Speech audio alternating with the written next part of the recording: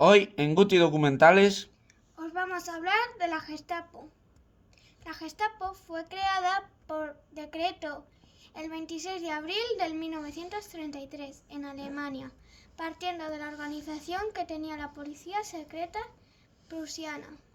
La Gestapo fue en su momento la primera rama de la policía prusiana, conocida como Departamento I A de la Policía Estatal Prusiana. Y en tiempos del Tercer Reich, la policía secreta del Estado respondía directamente a Hitler y canciller del Reich, Adolfo Hitler. Su primer director fue Rudolf Diehl, último director de la policía secreta prusiana, quien reclutó miembros de los departamentos de policía profesional y convirtió a la Gestapo en una agencia policial con jurisdicción nacional, comparable con muchos ejemplos modernos, como el FBI. El rol de Gestapo como fuerza policial política no resultó evidente hasta que Hermann Göring fue nombrado sucesor de Diehl como comandante de la Gestapo en Prusia. Göring recomendó al gobierno nazi extender el poder de la Gestapo más allá de la Prusia hasta abarcar toda Alemania. Desde su nacimiento, en 6 años, la Gestapo había pasado de policía secreta regional a elemento crucial en el ascenso y extensión del Tercer Reich. Bajo el mando de su enigmático director, Heinrich Müller, se había convertido en un instrumento de terror cuyo éxito aplastando a la resistencia no tenía igual. En 1939, pocos osaban oponerse a Hitler o al Reich. Ese era el objetivo de Hitler.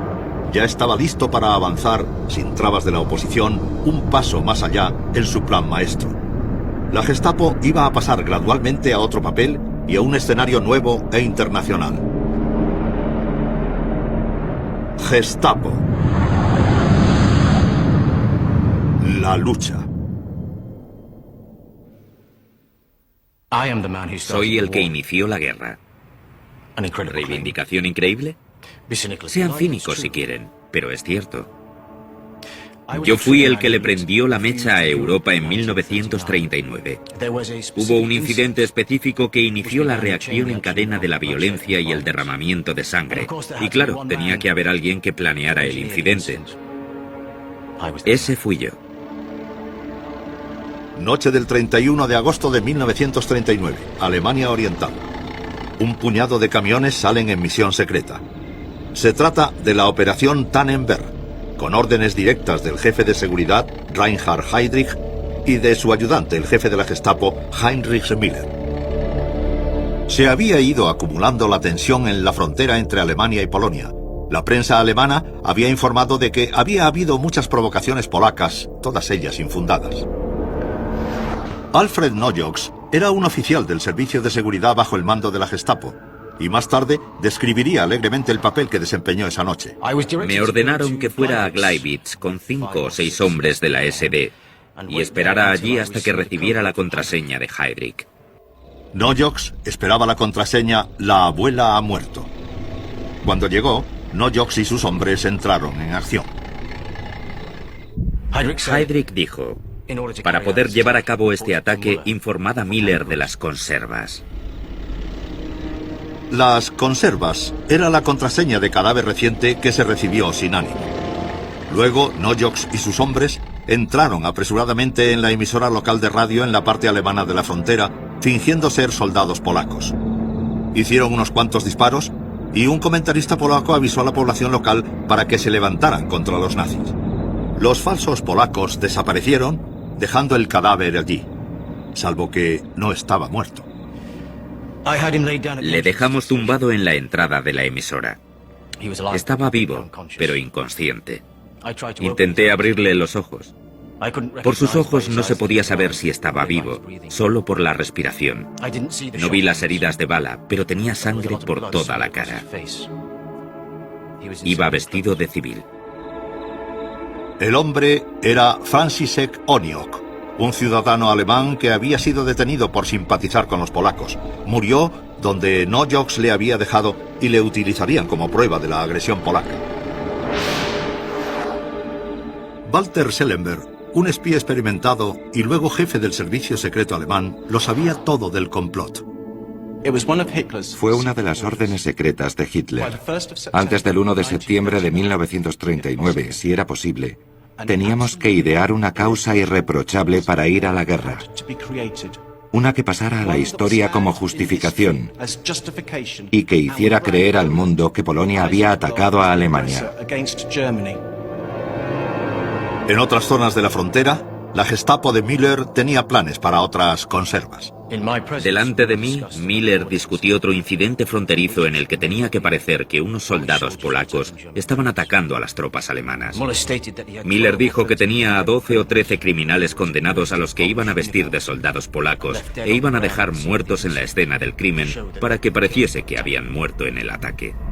Por esa razón, un médico pagado por Heydrich iba a administrarles inyecciones letales. Luego les iban a disparar también. Tras el asalto iban a llevar a miembros de la prensa y a otras personas al lugar del incidente. Además, había preparado un informe de policía. Los planes de la Gestapo habían funcionado. En unas horas, Hitler denunciaba un total de 21 supuestas incursiones fronterizas por parte de los polacos. Am Tage der Danziger Freiheitskundgebung hatte der Führer die Männer des Deutschen Reichstags einberufen.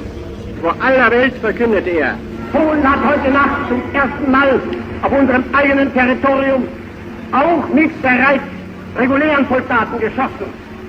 Seit 5:45 Uhr wird jetzt zurückgeschossen. El noticiario recogió el grito de guerra de Hitler.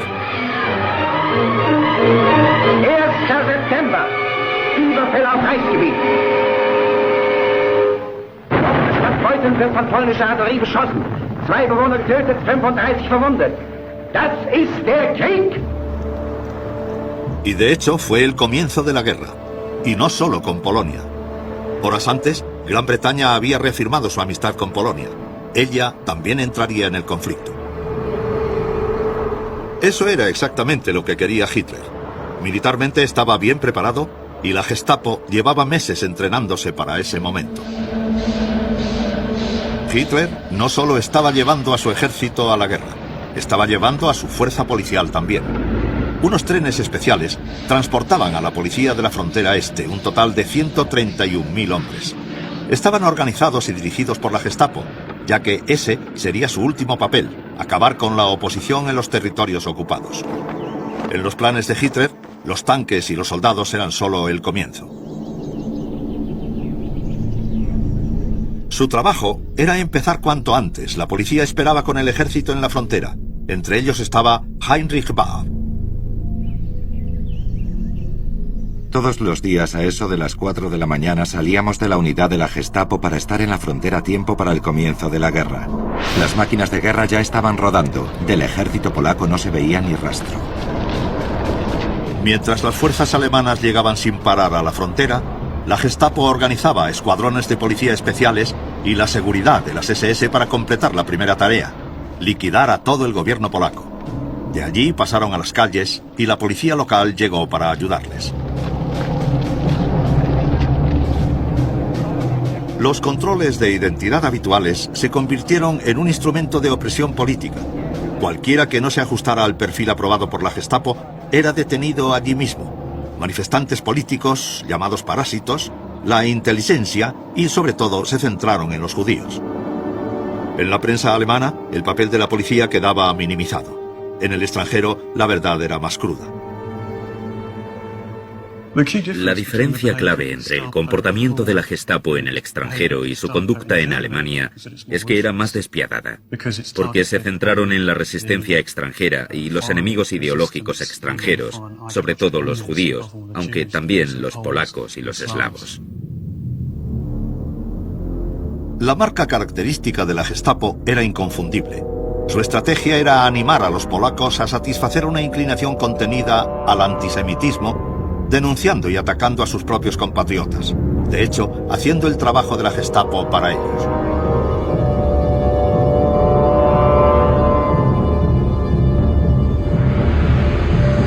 Los detenidos eran deportados a los nuevos campos de concentración en el este, diseñados a partir del original de Himmler en las afueras de Múnich, Dachau. El poder combinado de la Wehrmacht y la Gestapo eran sobrecogedores. En unas semanas Varsovia había caído. Me sorprendí al ver que la preciosa ciudad que había conocido había quedado reducida a escombros y cenizas, a gente hambrienta y acongojada. Una nube de polvo se cernía sobre la ciudad y el olor dulzón de la carne quemada lo inundaba todo. Todo estaba silencioso. Varsovia era una ciudad muerta.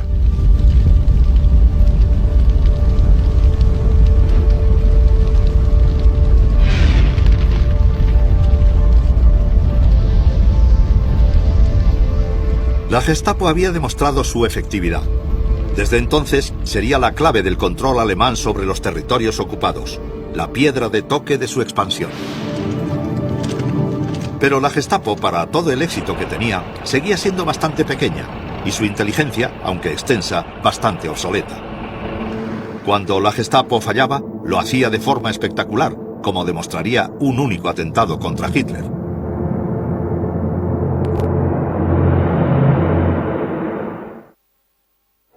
Am Vorabend des 9. November erfolgte das ruchlose Bombenattentat auf die traditionelle Führerkundgebung im historischen Bürgerbräukeller.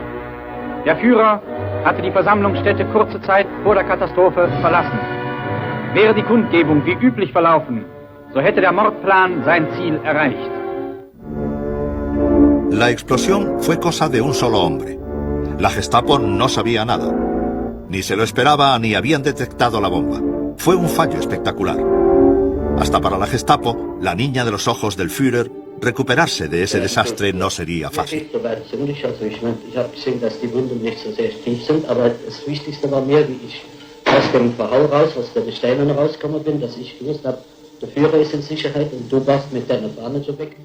La Gestapo no supo reaccionar, pero sin saberlo habían tenido suerte.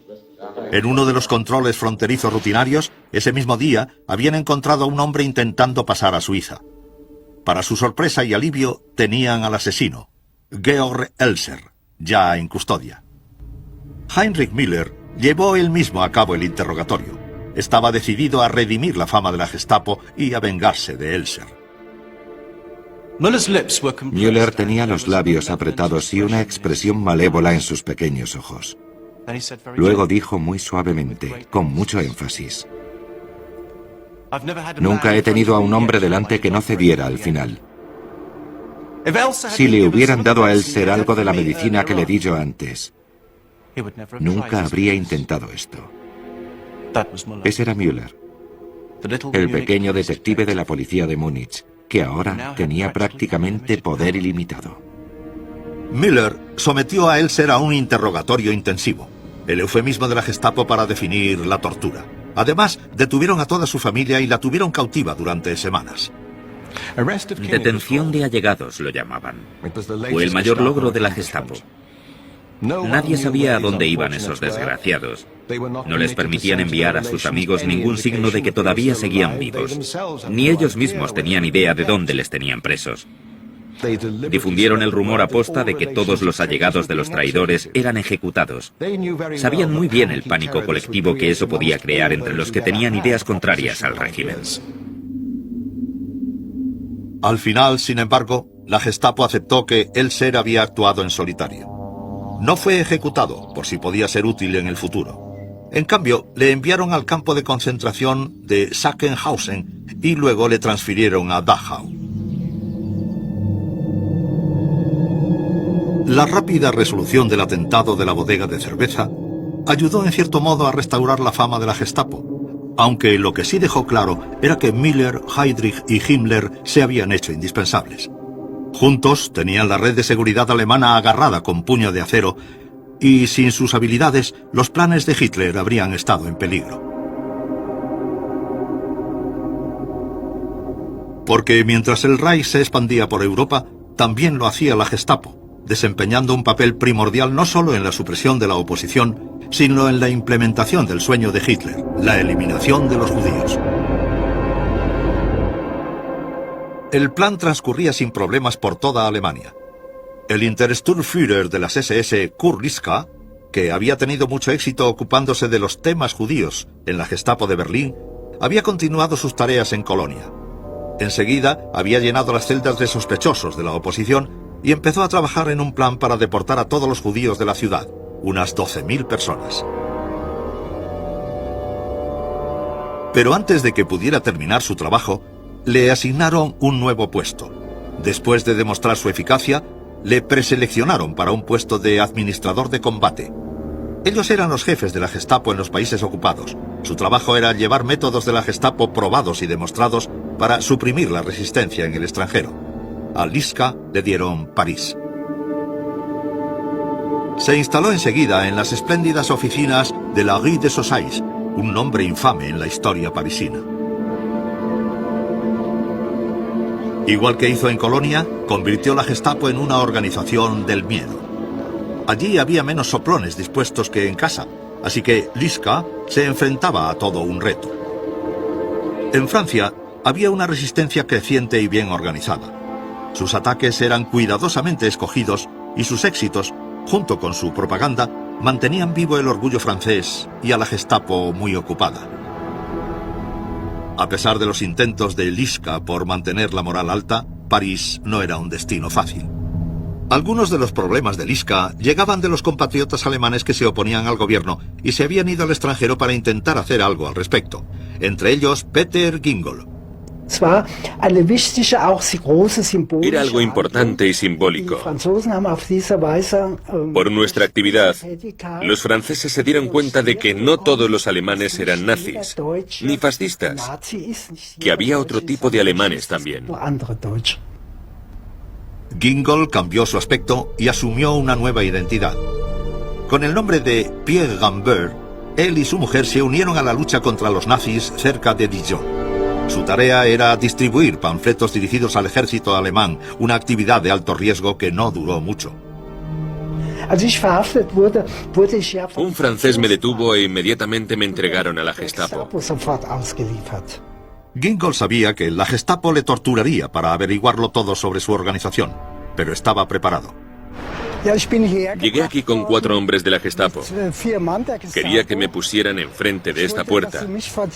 Era una trampa que más o menos había preparado antes, al entrar en la casa y escapar por el otro lado. ¿Ves? Vivíamos enfrente y siempre iba a la panadería por ahí, atravesando esa casa. Tiene un pasadizo y al otro lado está la panadería. Por eso conocía la casa que hizo que mi huida fuera posible.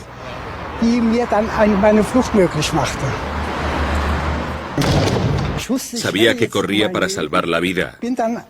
Salí por esta puerta y bajé a la calle de la derecha. Así fue. Gingol consiguió volver a la resistencia y volvió a cambiar su aspecto, esta vez añadiendo un par de anteojos y un bigote. La Gestapo no le atrapó. Otros, como el agente doble suizo Jacob Leonhardt, no tuvieron tanta suerte.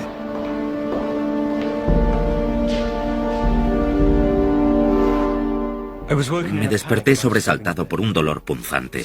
Cuando abrí los ojos e intenté sentarme, alguien me golpeó fuerte en la cara. Había un hombre corpulento de las SS al lado de la cama y otro detrás de él con una metralleta. «Levántate, cerdo», me gritó, y me golpeó otra vez en el pecho con la porra, dejándome sin aliento. Me sacaron a la fuerza de la cama y me ordenaron que me vistiera, golpeándome todo el rato. Se llevaron mi pasaporte y mis pertenencias y registraron todo en busca de armas. Por un instante, pareció que el hombre de las metralletas me iba a disparar allí mismo, pero el otro le detuvo. «No lo hagas. Tenemos que llevarle al cuartel». Me sangraban la boca y la nariz, tenía la cara llena de sangre y se estaba empezando a hinchar. Apenas podía moverme. Me arrastraron hasta el coche, me llevaron por la ciudad a toda velocidad y se detuvieron en un edificio que tenía una placa en la puerta: Policía Secreta del Estado, la Gestapo. Pusieron a Leonhardt en custodia protegida, el eufemismo de la Gestapo para definir el arresto político. Se quejó al oficial interrogador de que era inocente. Herr Leonhardt dijo: «Sabe que tenemos métodos que le harán darnos una confesión». Pero yo insistí que no tenía nada que confesar. Me vendaron los ojos, me empujaron la cabeza para estamparme la cara contra la pared. Se me rompieron las gafas y sentí un dolor agudo en los ojos.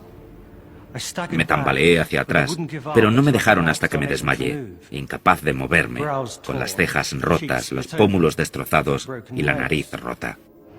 Helen Motkiewicz era una joven luchadora de la resistencia judía infiltrada en la Gestapo de Bruselas. La palabra sótano tenía connotaciones terribles en la Gestapo. Era una cámara de tortura digna de la Inquisición. Oí unos gritos tan estremecedores que perdí la cabeza e impulsivamente corrí hacia la fuente. La puerta de la habitación estaba abierta y dentro había dos torturadores desnudos de cintura para arriba, azotando a un hombre encadenado a lo que parecía una mesa de carnicero. Le habían golpeado el cuerpo hasta dejarlo en carne viva, una masa de jirones de carne cortados y heridas abiertas. Cuando los hombres me vieron, se detuvieron sorprendidos. Uno de los hombres me preguntó qué demonios estaba haciendo allí. Le solté que los gritos del hombre se podían oír arriba y le pregunté tontamente qué sentido tenía pegarle hasta matarle si no hablaba. En París, Kurt Liska había recibido un nuevo encargo. Debía comenzar las deportaciones de todos los judíos de Francia. Y ahí es donde creyó que de verdad podría demostrar su valía. Cuando al final París fue liberada en 1944, la Gestapo no tuvo tiempo de destruir los informes. Las montañas de documentos que dejaron tras de sí son el testimonio de la diligencia de Liska.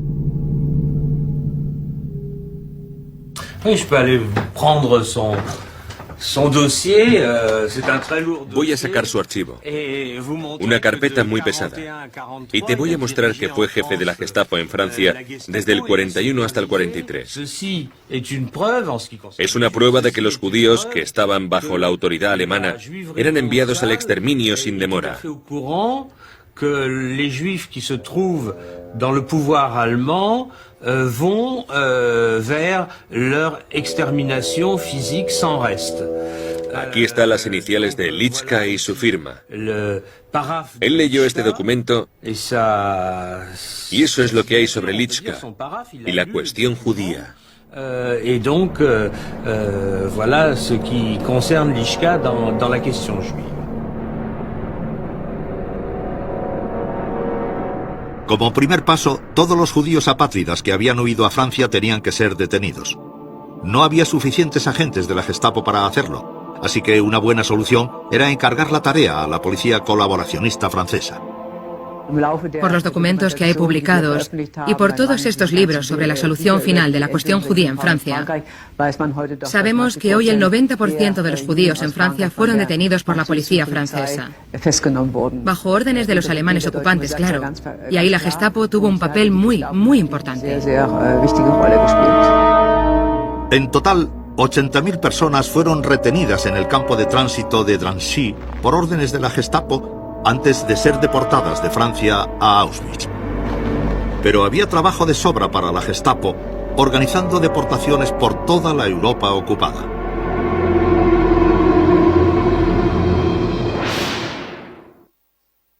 ...1941... y la guerra iba bien para Hitler. La mayoría de los alemanes, borrachos de la gloria de la victoria, seguían apoyando a los nazis con entusiasmo. La mitad de Europa estaba bajo control alemán y muchos soñaban con que la paz llegaría pronto, con Europa unida bajo la esvástica. Pero Hitler tenía otros planes.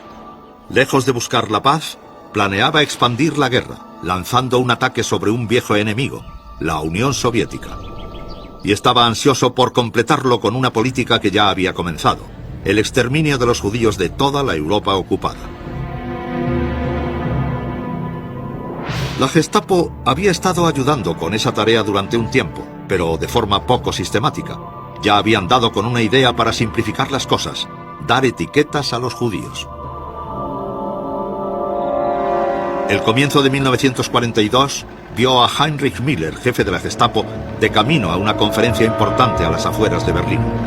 Reinhard Heydrich, la mano derecha de Hitler, había recibido instrucciones para iniciar todos los preparativos organizativos, prácticos y materiales para una solución completa para la cuestión judía por toda la zona de influencia alemana en Europa. Eso implicaba un genocidio y la Gestapo y las fuerzas policiales que controlaban lo llevarían a cabo. Adolf Eichmann era el especialista en judíos en la Oficina de Seguridad del Reich. Eichmann era un nazi austríaco que subió en la jerarquía de la SD en Berlín para convertirse en una de las figuras más importantes de la Gestapo en la guerra. A menudo se le retrata como el típico burócrata anónimo que no se ataba a nada más allá de la realización de sus funciones. Pero creo que es importante saber que Eichmann no era un autómata. Era también un creyente ideológico que hacía las cosas no solo porque se lo decían, sino porque también era un ferviente antisemita. Eichmann se llevó las actas de la conferencia, como luego recordaría en su juicio. Reinhard Heydrich se las ingenió durante la conferencia de Wannsee para que todo el mundo usara expresiones como matar, exterminar o eliminar, y que sus exposiciones quedaran registradas en las actas incriminándoles. Heydrich entonces decidió lo que iba a aparecer en las actas y lo que no. Luego las pulió un poco y nada más. El Führer había ordenado la exterminación de los judíos. Eso es lo que me dijo Heydrich. Y luego inusitadamente dejó de hablar durante mucho rato como si quisiera ver qué efecto tenían sus palabras. Por fin se dio el visto bueno a los planes como si fuera una simple tarea administrativa. Después de que terminara la conferencia, Heydrich, Müller y mi misma insignificante persona nos sentamos cómodamente delante del fuego. No para hablar de naderías, sino para tomarnos un respiro tras las largas y fatigantes horas. La importancia de la conferencia, sin embargo, era que se debían decidir los métodos de implementación de la solución final. Eso quiere decir que había un grupo nutrido de burócratas de segundo grado, no los importantes, ni Himmler, Göring, Goebbels, etc. Heydrich fue la persona más importante allí, y Eichmann hacía las funciones de ayudante de campo, contando los minutos hasta la reunión. Pero la importancia de la conferencia residía en que era la discusión de la implementación y no la decisión de hacerlo. Eso se había acordado algún tiempo antes. Eichmann envió las conclusiones de la conferencia con los sellos de urgente y de alto secreto a los servicios de la Gestapo y de la policía del Reich. Esto era la orden oficial que daba comienzo a la solución final. El aparato se preparó sistemáticamente. Cercar y transportar a millones de personas era un negocio complicado. La Gestapo respondió como en el pasado haciendo listas de nombres, vidas que se iban a terminar. El papel de la Gestapo era localizar a los judíos de todos los lugares y mandarlos fuera. En el momento adecuado escribían a los judíos de cualquier comunidad, les decían que se reunieran en la estación, normalmente, desde donde les deportaban. Y también era la Gestapo la encargada de organizar las deportaciones en general, así que la Gestapo hacía de nexo con el sistema de ferrocarriles del Reich para coordinar el transporte en tren hacia el este. La Gestapo buscó toda la ayuda que pudieron encontrar. La activista de la resistencia judía, Helen Moskiewicz, se infiltró en la Gestapo. No puedo describir el miedo que sentí cuando entré en el temible edificio de la Gestapo aquella mañana. Hasta ese momento, nunca había agradecido mi posición. Una chica judía belga con el papel de una Fräulein alemana, al lado de un Obersturmbannführer, el coronel a cargo de la Gestapo de Bruselas, pasando en silencio al lado de la guardia por aquellos pasillos tan largos, y a la que saludaban con el rápido Heil Hitler y el golpe de tacón. Uno de los trabajos de Helen era preparar las listas. Una vez más, la Gestapo encontró la forma de que otros hicieran el trabajo por ellos. El anuncio decía que se recompensaría con 40 francos belgas a todo ciudadano cuya información resultara en la detención de un judío. Cuando empezaron a llegar cartas a montones, fueron desviadas al sargento de nuestra oficina. Con el tiempo tuvimos que poner parte del correo en la mesa del Obersturmbannführer, donde se acumulaba hasta que alguien de más rango decidía qué hacer.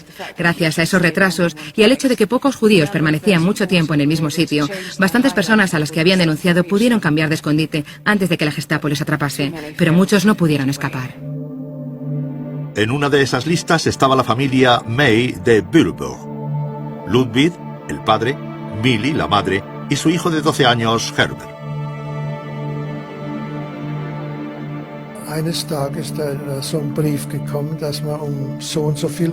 Un día llegó una carta que decía que teníamos que estar a tal hora en el salón de conciertos. Se nos permitía llevar una maleta y un poco de comida. Mis padres obedecieron. No dijeron, no vamos a hacerlo. Eso no se hacía. Hacías lo que te decían. Así que todos los judíos de Petersberg fueron al salón esa mañana sin preguntar por qué o para qué. Esa era la Gestapo.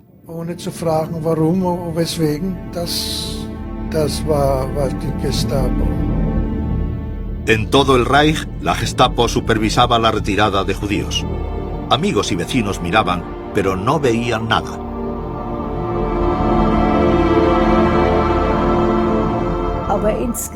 Yo creo que la gente miraba para otro lado. Querían poder decir luego que no habían visto nada.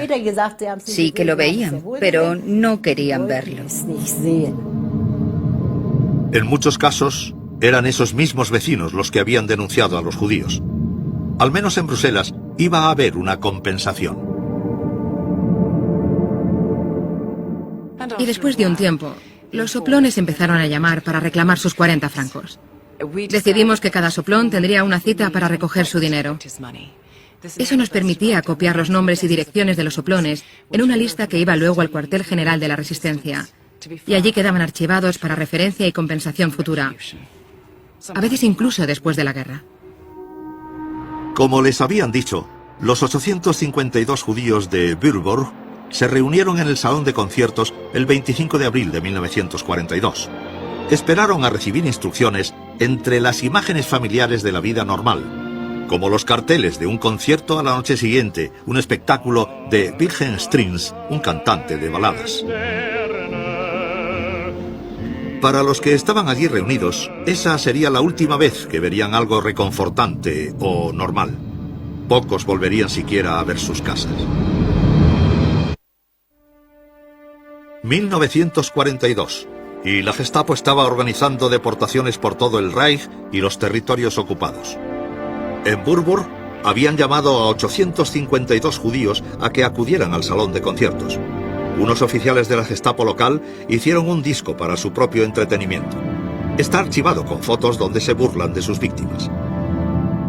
Cuanto más largo es el día, más finos son sus invitados.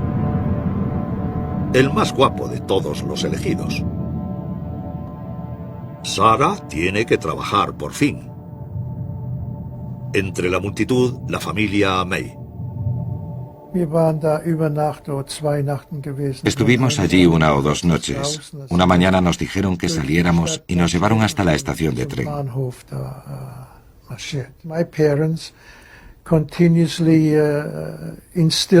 Mis padres no dejaban de decirme que todo iba bien, que no me preocupara, que todo saldría bien, que ellos estaban allí. Yo no estaba asustado porque ellos me cuidaron. Estaban allí y todo iría bien. No pensaba que nos fuera a pasar nada malo. El plan era más meticuloso que nunca. Dividieron el salón de conciertos en secciones, hombres y mujeres. Separaron a las familias que nunca volvieron a unirse. Los oficiales de la Gestapo supervisaron toda la operación, algunos de ellos vestidos de paisano. Oswald Gundelach, el ayudante criminal senior de la Gestapo de Würzburg, también participó en la deportación. En 1922 se había incorporado a la Policía Provincial Bávara y luego en 1933 a la Gestapo. Luego diría que le transfirieron contra su voluntad y que las tareas que llevaba a cabo eran muy normales, deberes policiales aceptables. A Gundelach le ordenaron acompañar a los 852 judíos a la estación de tren. Al final se enviaron 6 oleadas de deportados desde esa estación. 2.063 judíos en total. La operación fue perfectamente.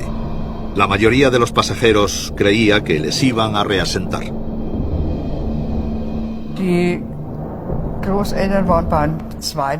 Mis abuelos iban en el segundo transporte desde Nuremberg a Izbica, en Polonia, en marzo del 42.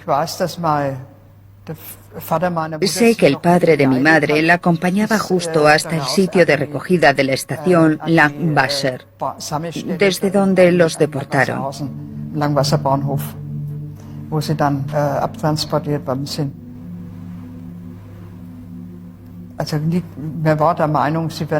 Debo decir, bueno, pensamos que los pondrían juntos en algún gueto y quizá habría la posibilidad de volver juntos más tarde. El tren de transporte de evacuación especial de Oswald-Gundelach, número DA49, atravesó Alemania de camino al distrito de Lublin, en Polonia. Tardó 4 días horriblemente lentos recogiendo a más y más deportados por el camino.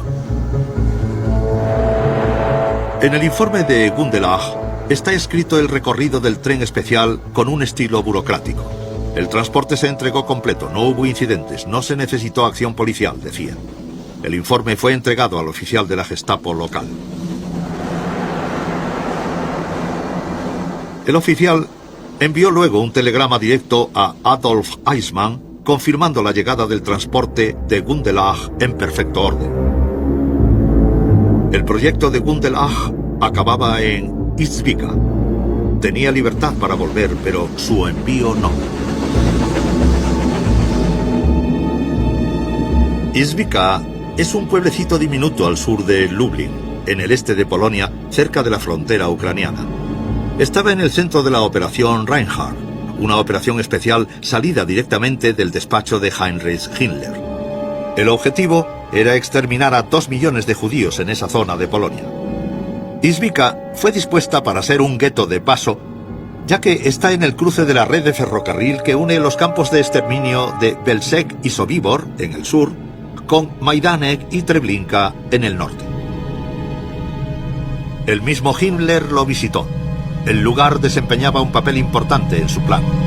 A su lado, el jefe de la Gestapo local de Izbica, Kurt Engels. Engels empezó su carrera como policía en Colonia. En 1940 llegó a Izbica como jefe de la Gestapo local. Era un hombre brutal y sádico que para entretenerse paseaba en moto por el pueblo buscando judíos a los que disparar.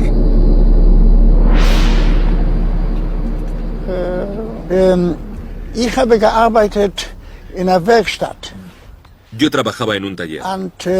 Cuando Engels llegó a Izbica tenía una moto, una BMW. Llegó al taller donde yo trabajaba con un amigo, Wolf. Me mandaba limpiarle la moto constantemente. Encontraba a gente, a judíos todos los días. Los llevaba al cementerio y les disparaba. Decían de Engels que no podía desayunar antes de disparar a un judío. Todas las mañanas temprano salía de su casa y se paseaba hasta que veía una cara que no le gustaba. Decían que siempre se reía cuando disparaba. La tarde del 28 de abril, cuando llegó el tren de Gundelach de Burburg, Engels tenía que recibir a los judíos. Sin embargo, Izbica ya estaba lleno, y un retraso más al norte le impedía mandar el tren de los judíos a los campos de exterminio. Engels encontró una solución sencilla. Organizó y participó en un fusilamiento masivo de los varios miles de judíos que había en el tren. La familia May sobrevivió a la masacre solo para morir en los campos de concentración. Herbert fue el único que sobrevivió. En abril de 1934, Göring y Himmler acordaron poner a un lado sus diferencias debido en gran medida al odio que ambos sentían por las Sturmabteilung de Stonewall, y Göring transfirió toda la autoridad de la Gestapo a las SS. Hasta el final de la guerra. Otra vez en Burburg, la Gestapo mantenía unas cuentas meticulosas. Todos los gastos se anotaban rigurosamente, hasta el último pfennig. Ese tren en particular, incluyendo el transporte, los guardias, el viaje, los gastos de hospedaje y electricidad, se facturó por 52.933 Reichsmark y 4 pfennig, unos $240.000 de ahora. Trabajando juntas, la Gestapo y la policía peinaron toda la Europa controlada por Alemania para enviar más cargamentos a Izbica. En los siguientes 2 años, casi 2 millones de personas fueron transportadas a los campos de exterminio por esa ruta. No se podría haber realizado sin el trabajo dedicado de la Gestapo, pero poco después recibiría un golpe que haría temblar a los servicios de seguridad en lo más profundo.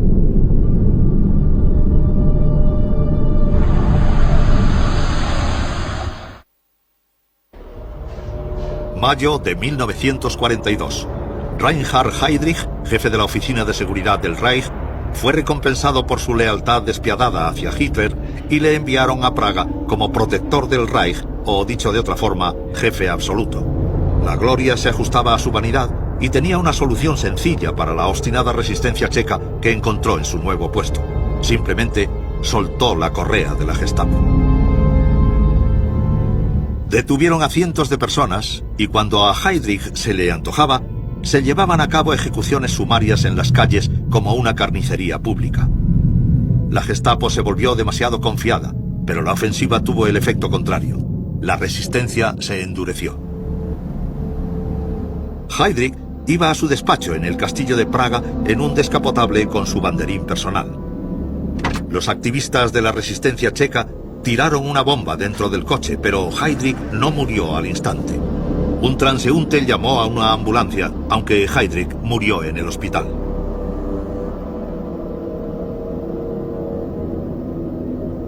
La Gestapo, una vez más, había sido humillada de la forma más pública posible. La muerte de Heydrich repercutió en todo el Reich. Tausende und Abertausende, vor allem Angehörige der schaffenden Bevölkerung, defilieren im Ehrenhof der Prager Burg an dem Sarg Reinhard Heydrichs vorüber. Los líderes nazis sintieron mucho esta pérdida. Hitler estaba furioso porque él se había metido en esa situación, una posición desprotegida en la que podían asesinarle. Pero yo diría que entre los jefes nazis hubo también un gran suspiro de alivio porque todo el mundo le temía, hasta los jefes nazis mismos. Todos pensaban que era tan despiadado que nadie estaba a salvo de él. El jefe de la Gestapo, Müller, otra vez, tuvo que hacerse cargo personalmente. El fallo de la inteligencia se atendió sin demora. La investigación se llevó a cabo con todos los recursos de la investigación moderna. La directiva oficial dijo que los asesinos eran miembros del movimiento de resistencia checo. Muchos sospechosos fueron detenidos y se hicieron redadas en todos los escondites conocidos. Los informes parecían el guión de una película de acción.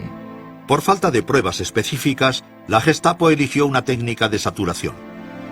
13.000 checos fueron detenidos en los siguientes días y 600 fueron ejecutados. En el pueblo de Lidice, fusilaron a todos los hombres en una masacre que duró 10 horas. Las mujeres y los niños fueron deportados a los campos de exterminio.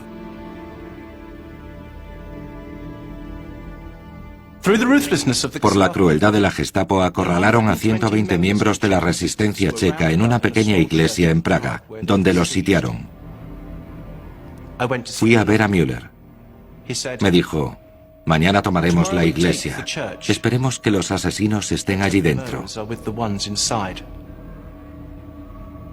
Al día siguiente se lanzó un ataque masivo contra la iglesia. De los activistas checos, ninguno llegó a manos alemanas vivo.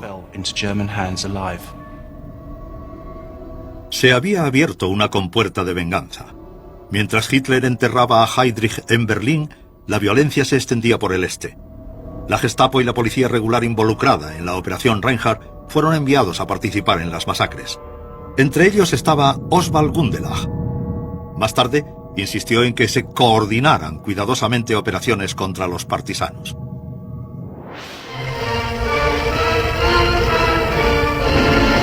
Die Rädelsführer der Bande werden ihrer gerechten Strafe zugeführt. Befehlsausgabe. Es geht um die Bekämpfung von Banditen. Der Sicherheitsdienst hat die Schlupfwinkel erkundet. Nun gehen Einheiten der Polizei zum konzentrischen Angriff vor. Verhör eines Bauern. Er gibt Auskunft über den Weg zu dem gesuchten Bandennest. In breiter Front wird das Gelände durchgekämmt. Lublin, en Polonia. En noviembre de 1943 se lanzó la operación Festival de la Cosecha. Hasta las masacres checas, la Gestapo no había realizado asesinatos sistemáticos, simplemente habían entregado a sus víctimas a otros y ellos se habían lavado las manos. Pero ahora, en la operación Festival de la Cosecha, se afianzaron en su nuevo papel. La Gestapo asesinó a 43.000 judíos en Lublin. Las unidades de la Gestapo se habían convertido en escuadrones de la muerte. Los agentes de policía describían sus nuevos deberes en cartas y diarios. Si las víctimas no querían hacer lo que se les decía, les pegábamos. Muchos de ellos llegaban en silencio a los lugares de ejecución. No tenían elección. Siempre era muy raro cuando las víctimas caían en las zanjas. No se caían de la misma forma, sino que a veces se mecían y otras veces caían en un orden irregular.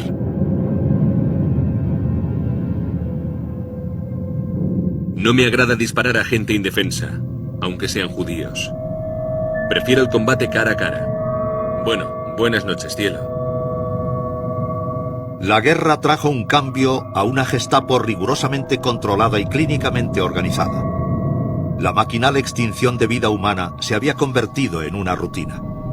Se había abierto una puerta. La brutalidad de la Gestapo giraría sin control, ahora que su punto de mira se volvía hacia la misma Alemania.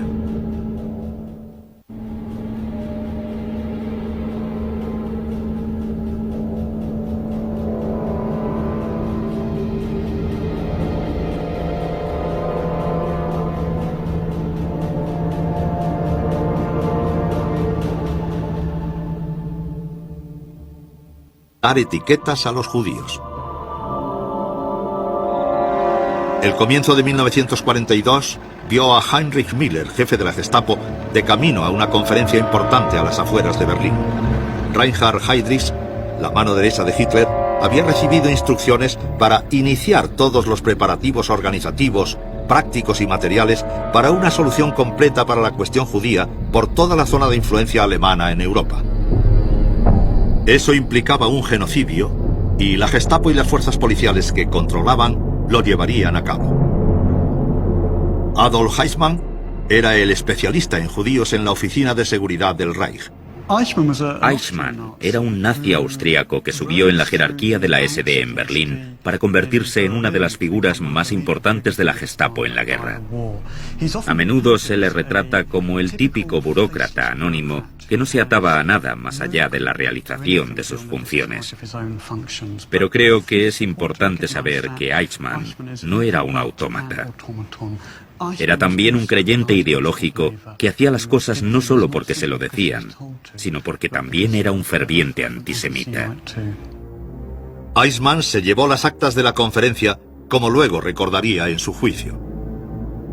Reinhard Heydrich se las ingenió durante la conferencia de Wannsee para que todo el mundo usara expresiones como matar, exterminar o eliminar. Y que sus exposiciones quedaran registradas en las actas incriminándoles. Heydrich entonces decidió lo que iba a aparecer en las actas y lo que no. Luego las pulió un poco y nada más. El Führer había ordenado la exterminación de los judíos. Eso es lo que me dijo Heydrich. Y luego inusitadamente dejó de hablar durante mucho rato como si quisiera ver qué efecto tenían sus palabras. Por fin se dio el visto bueno a los planes como si fuera una simple tarea administrativa. Después de que terminara la conferencia, Heydrich, Müller y mi misma insignificante persona nos sentamos cómodamente delante del fuego. No para hablar de naderías, sino para tomarnos un respiro tras las largas y fatigantes horas. La importancia de la conferencia, sin embargo, era que se debían decidir los métodos de implementación de la solución final. Eso quiere decir que había un grupo nutrido de burócratas de segundo grado, no los importantes, ni Himmler, Göring, Goebbels, etc., Heydrich fue la persona más importante allí, y Eichmann hacía las funciones de ayudante de campo, contando los minutos hasta la reunión. Pero la importancia de la conferencia residía en que era la discusión de la implementación y no la decisión de hacerlo. Eso se había acordado algún tiempo antes. Eichmann envió las conclusiones de la conferencia con los sellos de urgente y de alto secreto a los servicios de la Gestapo y de la policía del Reich. La alemana eran enviados al exterminio sin demora. Que les juifs qui se trouvent dans le pouvoir allemand vont vers leur extermination physique sans reste. Aquí están las iniciales de Litschka y su firma. Él leyó este documento y eso es lo que hay sobre Litschka y la cuestión judía. Et donc, voilà ce qui concerne Litschka dans la question juive. Como primer paso, todos los judíos apátridas que habían huido a Francia tenían que ser detenidos. No había suficientes agentes de la Gestapo para hacerlo, así que una buena solución era encargar la tarea a la policía colaboracionista francesa. Por los documentos que hay publicados y por todos estos libros sobre la solución final de la cuestión judía en Francia, sabemos que hoy el 90% de los judíos en Francia fueron detenidos por la policía francesa, bajo órdenes de los alemanes ocupantes, claro, y ahí la Gestapo tuvo un papel muy importante.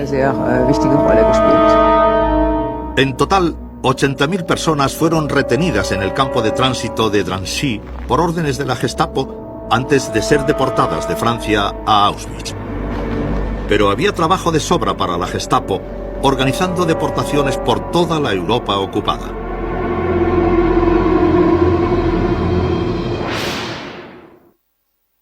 ...1941... y la guerra iba bien para Hitler. La mayoría de los alemanes, borrachos de la gloria de la victoria, seguían apoyando a los nazis con entusiasmo. La mitad de Europa estaba bajo control alemán y muchos soñaban con que la paz llegaría pronto, con Europa unida bajo la esvástica. Pero Hitler tenía otros planes. Lejos de buscar la paz, planeaba expandir la guerra, lanzando un ataque sobre un viejo enemigo, la Unión Soviética.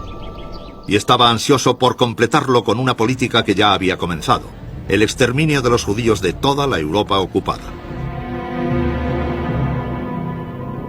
La Gestapo había estado ayudando con esa tarea durante un tiempo, pero de forma poco sistemática. Ya habían dado con una idea para simplificar las cosas, dar etiquetas a los judíos. El comienzo de 1942 vio a Heinrich Müller, jefe de la Gestapo, de camino a una conferencia importante a las afueras de Berlín. Reinhard Heydrich, la mano derecha de Hitler, había recibido instrucciones para iniciar todos los preparativos organizativos, prácticos y materiales para una solución completa para la cuestión judía por toda la zona de influencia alemana en Europa. Eso implicaba un genocidio y la Gestapo y las fuerzas policiales que controlaban lo llevarían a cabo. Ni habían detectado la bomba. Fue un fallo espectacular. Hasta para la Gestapo, la niña de los ojos del Führer, recuperarse de ese desastre no sería fácil.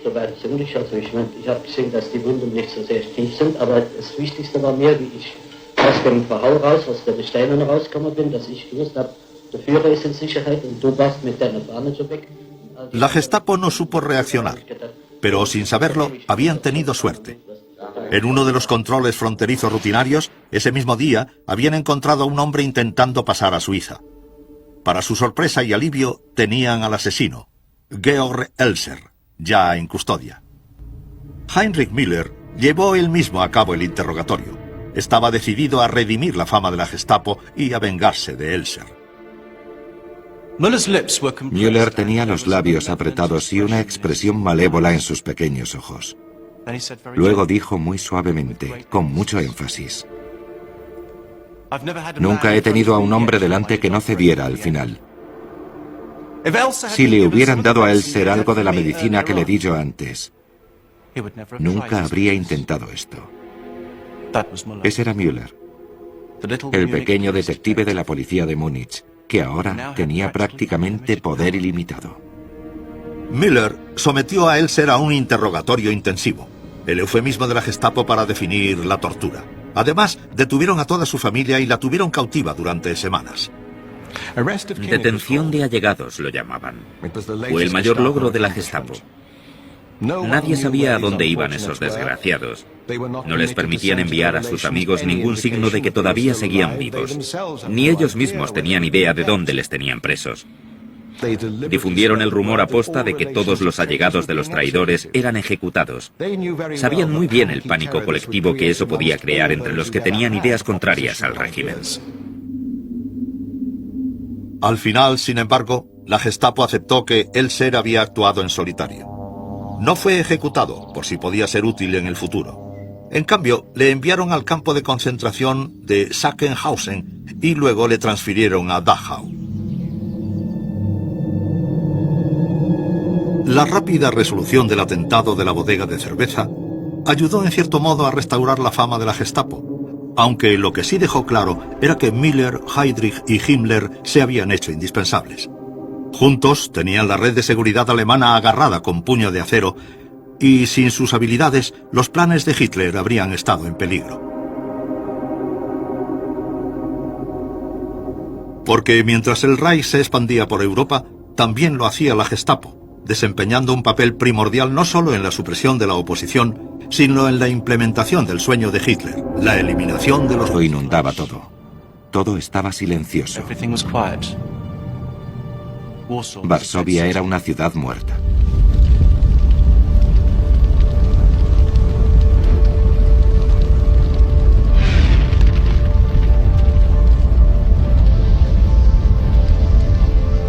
La Gestapo había demostrado su efectividad.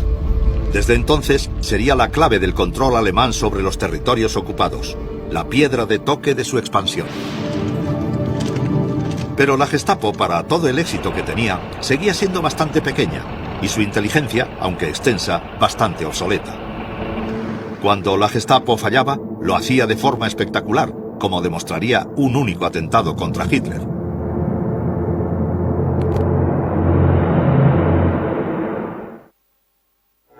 Am Vorabend des 9. November erfolgte das ruchlose Bombenattentat auf die traditionelle Führerkundgebung im historischen Bürgerbräukeller. Der Führer hatte die Versammlungsstätte kurze Zeit vor der Katastrophe verlassen. Wäre die Kundgebung wie üblich verlaufen, so hätte der Mordplan sein Ziel erreicht. La explosión fue cosa de un solo hombre. La Gestapo no sabía nada. Ni se lo esperaba ni habían detectado la bomba. Fue un fallo espectacular.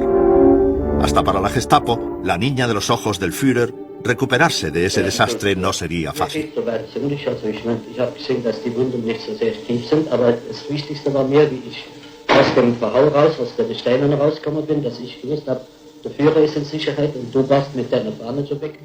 La Gestapo no supo reaccionar, pero sin saberlo habían tenido suerte. En uno de los controles fronterizos rutinarios, ese mismo día, habían encontrado a un hombre intentando pasar a Suiza. Para su sorpresa y alivio, tenían al asesino, Georg Elser, ya en custodia. Heinrich Müller llevó él mismo a cabo el interrogatorio. Estaba decidido a redimir la fama de la Gestapo y a vengarse de Elser. Müller tenía los labios apretados y una expresión malévola en sus pequeños ojos. Luego dijo muy suavemente, con mucho énfasis: nunca he tenido a un hombre delante que no cediera al final. Si le hubieran dado a Elser algo de la medicina que le di yo antes, nunca habría intentado esto. Ese era Müller, el pequeño detective de la policía de Múnich, que ahora tenía prácticamente poder ilimitado. Müller sometió a Elser a un interrogatorio intensivo, el eufemismo de la Gestapo para definir la tortura. Además, detuvieron a toda su familia y la tuvieron cautiva durante semanas. Detención de allegados lo llamaban. Fue el mayor logro de la Gestapo. Nadie sí son el testimonio de la diligencia de Liska.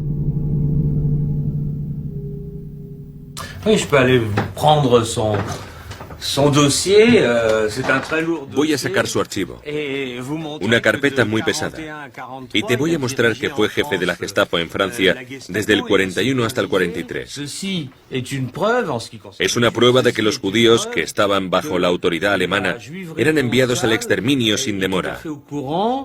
Que les juifs qui se trouvent dans le pouvoir allemand vont vers leur extermination physique sans reste. Aquí están las iniciales de Litschka y su firma. Él leyó este documento y eso es lo que hay sobre Litschka y la cuestión judía. Et donc, voilà ce qui concerne Litschka dans la question juive. Como primer paso, todos los judíos apátridas que habían huido a Francia tenían que ser detenidos. No había suficientes agentes de la Gestapo para hacerlo, así que una buena solución era encargar la tarea a la policía colaboracionista francesa. Por los documentos que hay publicados y por todos estos libros sobre la solución final de la cuestión judía en Francia, sabemos que hoy el 90% de los judíos en Francia fueron detenidos por la policía francesa, bajo órdenes de los alemanes ocupantes, claro, y ahí la Gestapo tuvo un papel muy importante. En total, 80.000 personas fueron retenidas en el campo de tránsito de Drancy por órdenes de la Gestapo antes de ser deportadas de Francia a Auschwitz.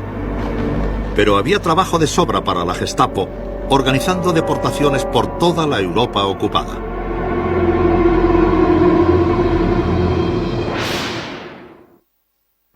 ...1941... y la guerra iba bien para Hitler. La mayoría de los alemanes, borrachos de la gloria de la victoria, seguían apoyando a los nazis con entusiasmo.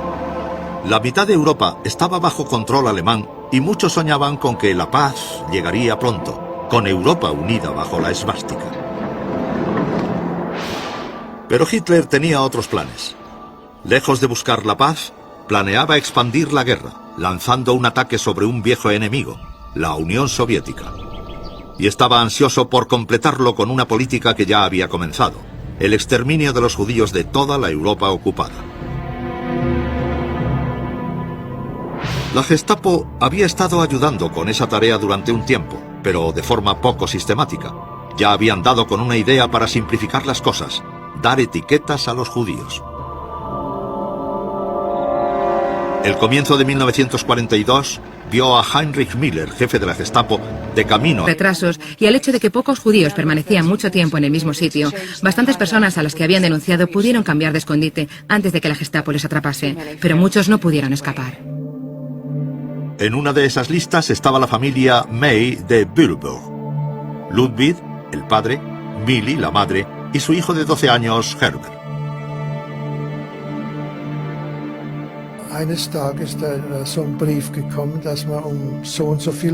Un día llegó una carta que decía que teníamos que estar a tal hora en el salón de conciertos. Se nos permitía llevar una maleta y un poco de comida. Mis padres obedecieron. No dijeron, no vamos a hacerlo. Eso no se hacía. Hacías lo que te decían. Así que todos los judíos de Würzburg fueron al salón esa mañana sin preguntar por qué o para qué.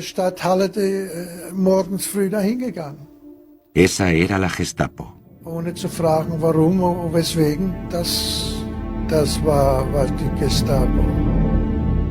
En todo el Reich, la Gestapo supervisaba la retirada de judíos. Amigos y vecinos miraban, pero no veían nada.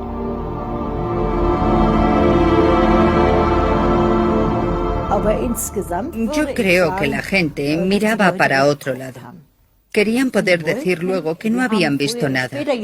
Sí que lo veían, pero no querían verlo. En muchos casos, eran esos mismos vecinos los que habían denunciado a los judíos. Al menos en Bruselas iba a haber una compensación. Y después de un tiempo, los soplones empezaron a llamar para reclamar sus 40 francos. Decidimos que cada soplón tendría una cita para recoger su dinero. Eso nos permitía copiar los nombres y direcciones de los soplones en una lista que iba luego al cuartel general de la Resistencia. Y allí quedaban archivados para referencia y compensación futura. A veces incluso después de la guerra. Como les habían dicho, los 852 judíos de Würzburg se reunieron en el salón de conciertos el 25 de abril de 1942. Esperaron a recibir instrucciones entre las imágenes familiares de la vida normal, como los carteles de un concierto a la noche siguiente, un espectáculo de Wilhelm Strings, un cantante de baladas. Para los que estaban allí reunidos, esa sería la última vez que verían algo reconfortante o normal. Pocos volverían siquiera a ver sus casas. 1942. Y la Gestapo estaba organizando deportaciones por todo el Reich y los territorios ocupados. En Würzburg habían llamado a 852 judíos a que acudieran al salón de conciertos. Unos oficiales estén allí dentro. Al día siguiente se lanzó un ataque masivo contra la iglesia. De los activistas checos, ninguno llegó a manos alemanas vivo. Se había abierto una compuerta de venganza. Mientras Hitler enterraba a Heydrich en Berlín, la violencia se extendía por el este. La Gestapo y la policía regular involucrada en la Operación Reinhardt fueron enviados a participar en las masacres. Entre ellos estaba Oswald Gundelach. Más tarde, insistió en que se coordinaran cuidadosamente operaciones contra los partisanos.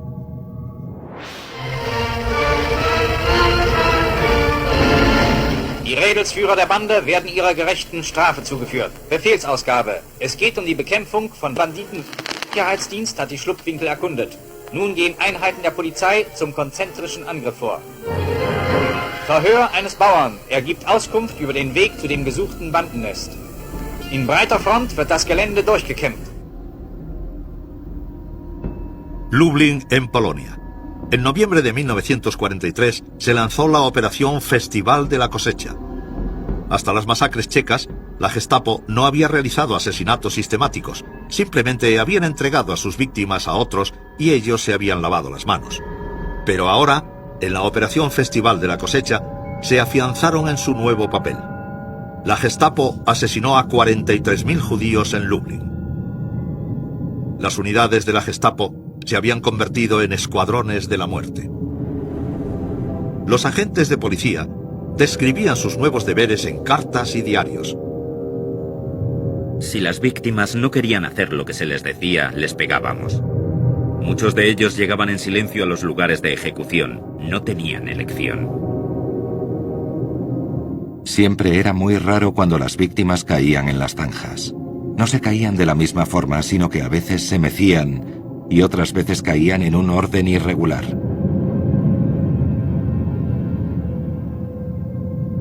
No me agrada disparar a gente indefensa, aunque sean judíos. Prefiero el combate cara a cara. Bueno, buenas noches, cielo. La guerra trajo un cambio a una Gestapo rigurosamente controlada y clínicamente organizada. La maquinal extinción de vida humana se había convertido en una rutina. Se había abierto una puerta. La brutalidad de la Gestapo giraría sin control, ahora que su punto de mira se volvía hacia la misma Alemania.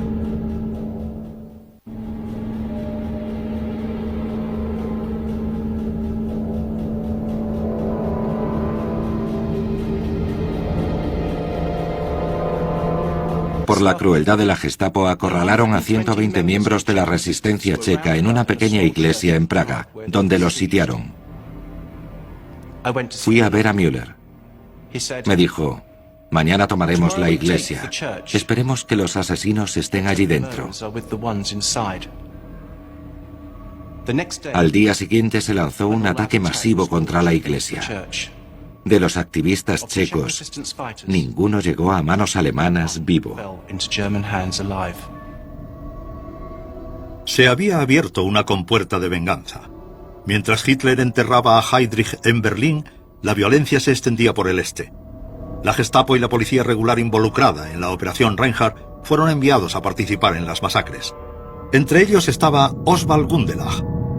Más tarde, insistió en que se coordinaran cuidadosamente operaciones contra los partisanos.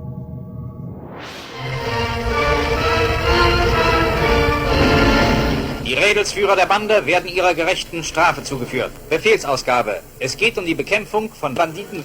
Sicherheitsdienst hat die Schlupfwinkel erkundet. Nun gehen Einheiten der Polizei zum konzentrischen Angriff vor. Verhör eines Bauern. Er gibt Auskunft über den Weg zu dem gesuchten Bandennest. In breiter Front wird das Gelände durchgekämmt. Lublin, en Polonia. En noviembre de 1943 se lanzó la operación Festival de la Cosecha. Hasta las masacres checas, la Gestapo no había realizado asesinatos sistemáticos, simplemente habían entregado a sus víctimas a otros y ellos se habían lavado las manos. Pero ahora, en la operación Festival de la Cosecha, se afianzaron en su nuevo papel. La Gestapo asesinó a 43.000 judíos en Lublin. Las unidades de la Gestapo se habían convertido en escuadrones de la muerte. Los agentes de policía describían sus nuevos deberes en cartas y diarios. Si las víctimas no querían hacer lo que se les decía, les pegábamos. Muchos de ellos llegaban en silencio a los lugares de ejecución. No tenían elección. Siempre era muy raro cuando las víctimas caían en las zanjas. No se caían de la misma forma, sino que a veces se mecían y otras veces caían en un orden irregular.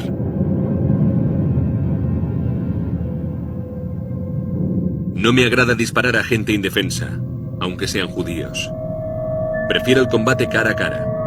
Bueno, buenas noches, cielo.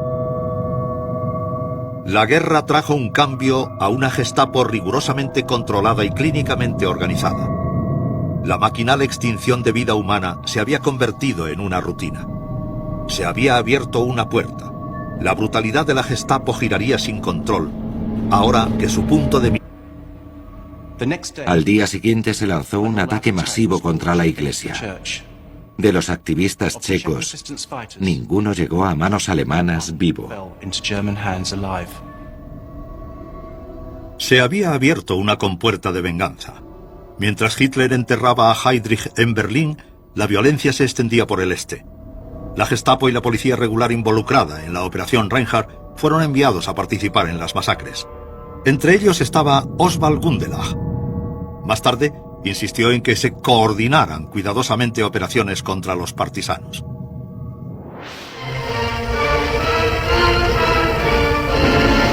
Die Rädelsführer der Bande werden ihrer gerechten Strafe zugeführt. Befehlsausgabe. Es geht um die Bekämpfung von Banditen. Sicherheitsdienst hat die Schlupfwinkel erkundet. Nun gehen Einheiten der Polizei zum konzentrischen Angriff vor. Verhör eines Bauern. Er gibt Auskunft über den Weg zu dem gesuchten Bandennest. In breiter Front wird das Gelände durchgekämmt. Lublin, en Polonia. En noviembre de 1943 se lanzó la operación Festival de la Cosecha. Hasta las masacres checas, la Gestapo no había realizado asesinatos sistemáticos, simplemente habían entregado a sus víctimas a otros y ellos se habían lavado las manos. Pero ahora, en la operación Festival de la Cosecha, se afianzaron en su nuevo papel. La Gestapo asesinó a 43.000 judíos en Lublin. Las unidades de la Gestapo se habían convertido en escuadrones de la muerte. Los agentes de policía describían sus nuevos deberes en cartas y diarios. Si las víctimas no querían hacer lo que se les decía, les pegábamos. Muchos de ellos llegaban en silencio a los lugares de ejecución. No tenían elección. Siempre era muy raro cuando las víctimas caían en las zanjas. No se caían de la misma forma, sino que a veces se mecían y otras veces caían en un orden irregular.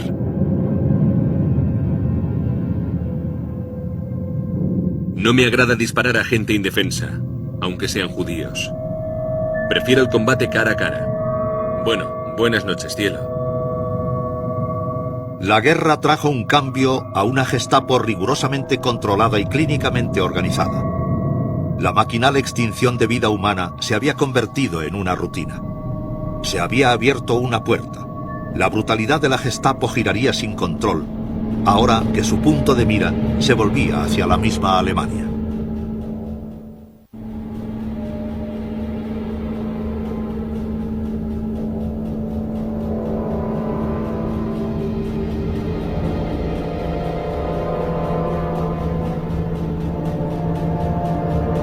Iba a haber una compensación. Y después de un tiempo, Los soplones empezaron a llamar para reclamar sus 40 francos. Decidimos que cada soplón tendría una cita para recoger su dinero. Eso nos permitía copiar los nombres y direcciones de los soplones en una lista que iba luego al cuartel general de la Resistencia. Y allí quedaban archivados para referencia y compensación futura. A veces incluso después de la guerra. Como les habían dicho, los 852 judíos de Würzburg se reunieron en el salón de conciertos el 25 de abril de 1942. Esperaron a recibir instrucciones entre las imágenes familiares de la vida normal, como los carteles de un concierto a la noche siguiente, un espectáculo de Wilhelm Strings, un cantante de baladas. Para los que estaban allí reunidos, esa sería la última vez que verían algo reconfortante o normal. Pocos volverían siquiera a ver sus casas. 1942, y la Gestapo estaba organizando deportaciones por todo el Reich y los territorios ocupados. En Würzburg habían llamado a 852 judíos a que acudieran al salón de conciertos. Unos oficiales de la Gestapo local hicieron un disco para su propio entretenimiento. Está archivado con fotos donde se burlan de sus víctimas. Cuanto más largo es el día, más finos son sus invitados. El más guapo de todos los elegidos. Sarah tiene que trabajar por fin. Entre la multitud, la familia May. Estuvimos allí 1 o 2 noches. Una mañana nos dijeron que saliéramos y nos llevaron hasta la estación de tren.